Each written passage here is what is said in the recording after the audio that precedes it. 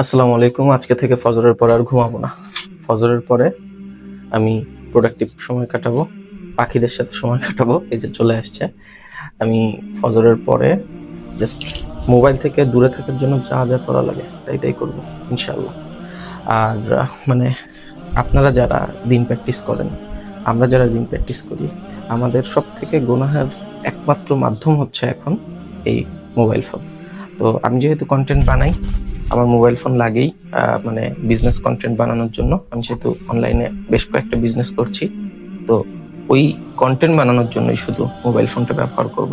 আর বাকি সময়টা মানে মোবাইলের আগে ওরা কামড়াকামড়ি করে রে। মানে যখন হচ্ছে সোশ্যাল মিডিয়া ছিল না, তখন মানুষজন কিভাবে সময় কাটাইতো, তাদের তো অবশ্যই কোনো না কোনো একটা এন্টারটেইনের ব্যবস্থা ছিল। তো তখন তারা ফ্যামিলির সাথে সময় কাটাইতো, পালা পশু পাখির সাথে সময় কাটাইতো, খেলাধুলা করতো।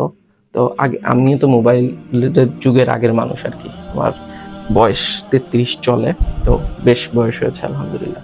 তো আমিও এখন থেকে টোটাল সোশ্যাল মিডিয়া একদম কমাই দেওয়ার চেষ্টা করবো ইনশাল্লাহ। আর এই যে একটা পাখির সেট আপ করেছি, দেখাই যাচ্ছে পিছনে, এখনো পুরোপুরি কমপ্লিট হয়নি আমার বারান্দায়।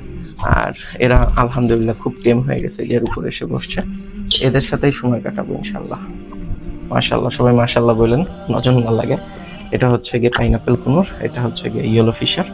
তো আমার পাখি দুইটা মাশাল্লাহ, সবাই দোয়া করবেন। আর আপনারাও চেষ্টা করেন ফজরের পরে প্রোডাক্টিভ সময় কাটানোর।